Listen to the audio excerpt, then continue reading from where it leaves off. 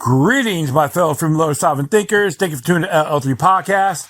My name is Craig, transmitting from the beautiful realms of planet Earth. Today's date is Wednesday, March 25th, 2026. This is episode 1952. Global tech company to pay $15 million in COVID vaccine discrimination case. Before I proceed, you can follow me on multiple social media sites and podcast channels. Just type in Looky Luck number 3, Looky Luck Roman number 3, 3 eyes, or Looky Luck Roman 3 podcast. In addition, if you have any questions, comments, recommendations, all that good stuff, whatever you do, please use decorum. Hit me via email to ll3.podcast@proton.me. If you want to donate, go to PayPal at me or cash.app/Looky Luck number 3.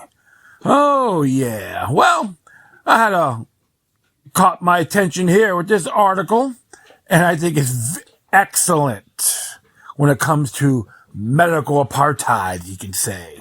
It's all blown back in their faces, and I think it's beautiful. So I'm going to be reading this article from the Defender, which is Children's Health Defense website. Yeah, Children's Health Defense website, which is childrenshealthdefense.org. It's entitled, Global Tech Company to Pay $15 million in COVID Vaccine Discrimination Case. Is written by Jill Erzin. A global tech company will pay $15 million to settle claims it denies religious and disability exemptions to its COVID-19 vaccine mandate. The U.S. Equal Employment Opportunity Commission said this week attorney Kim Mack Rosenberg said the deal reflects a broader shift after gross violations of rights during the pandemic. So it says here, an unnamed global tech company will pay $15 million and overhaul its workplace policies to settle federal discrimination charges tied to its COVID vaccine mandate.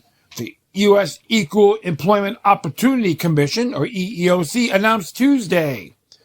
The agreement reached without a lawsuit is the agency's largest settlement involving pandemic-era vaccine mandate. The EEOC found reasonable cause to believe the company discriminated against employees by denying religious and disability exemption requests and firing workers who refuse vaccination. Federal law requires employers to accommodate sincerely held religious beliefs and disabilities unless doing so creates an undue hardship. The company, which operates in 12 states and specializes in electronics and computing services, chose to resolve the case voluntarily and without admission of liability, avoiding a prolonged legal fight. Under EEOC rules, companies that settle before a lawsuit is filed can remain unnamed. Still, it is rare for the agency to publicly announce such deals. Reuters reported only one similar case in the past decade when an anonymous Colorado restaurant paid $50,000 in 2016. An EEOC spokesperson declined to comment on why the company opted to remain anonymous, according to Reuters. Kim Mack Rosenberg, general counsel for the Children's Health Defense, said the settlement comes too late for workers who were fired or felt pressured to comply, but she said it still signals a broader shift. She pointed to gross violations of rights in workplaces during the pandemic. Too many workers had sincere religious beliefs maligned and violated, or their disabilities treated dismissively in violation of the law, with employers fiercely tipping the scales in favor of ill-supported claims of alleged undue hardship, Mack Rosenberg said. EEOC Chair Andrea Lucas agreed that Tuesday's settlement sends a clear message. There is no pandemic exception to workers' civil rights and liberties, she said. The agency is focused on accountability and delivering results for American workers. Pandemics shouldn't be excuse or pretext to suspend employees' rights. The charges were filed with the EEOC's Phoenix District Office in December 2021 as part of a 3-year consolation agreement. The company will pay $15 million to affected employees it will also revise its policies and provide annual training on religious and disability accommodations. The company must track and report accommodation requests to the EEOC and post notices informing workers of their rights. Melinda Carballo, who leads the EEOC's Phoenix office, said the changes are key to preventing future violations. The company's agreement to review and revise its equal employment opportunity policies and report these changes to the EEOC are important steps in ensuring a workplace free of discrimination, she said. Mac Rosenberg agreed that the corrective steps matter. I'm also glad to see that the company will take corrective action steps, including training. She said the pandemic should not have been an excuse or pretext to suspend employees' rights. COVID mandates sparked 600% increase in complaints to EEOC in 2022. The settlement stands out not just for its size, but for the surge complaints tied to the COVID-19 mandates. The EEOC received nearly 14,000 religious discrimination charges in fiscal year 2022, up from 2,111 the year before, a more than 600% increase. In many cases, disputes have led to smaller settlements on ongoing litigation. Earlier this month, Rex Healthcare agreed to pay $150,000 to resolve a claim that it denied a religious exemption. In 2024, a research lab run by the University of Tennessee paid over $2.8 million to settle similar allegations affecting a larger group of employees.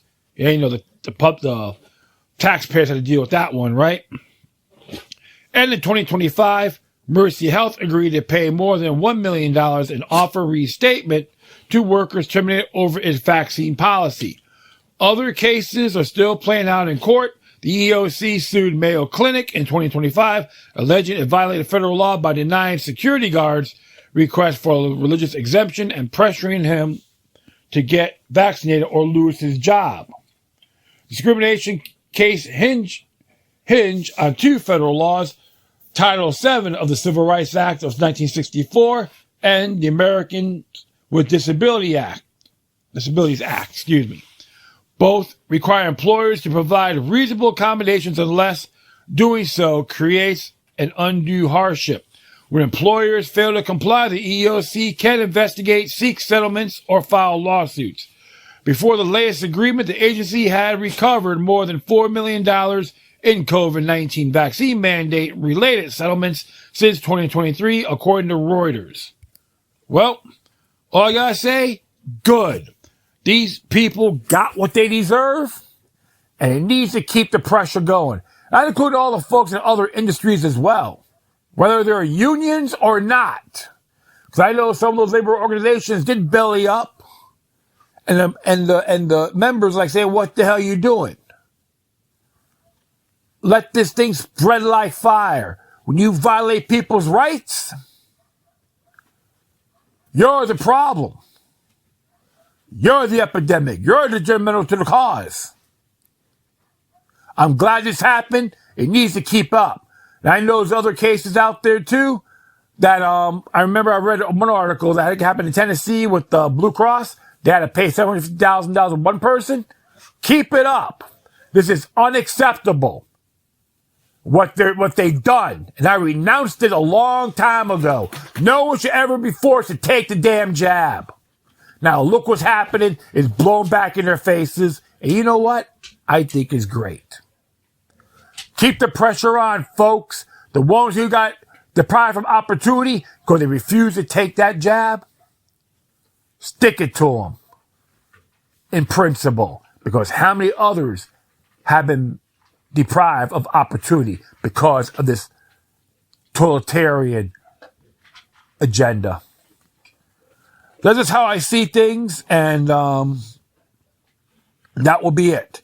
I thank everyone for listening. Plus, feel free to download and share us throughout your social media networks. Any questions, comments, recommendations, all that good stuff for living you, please use the cord.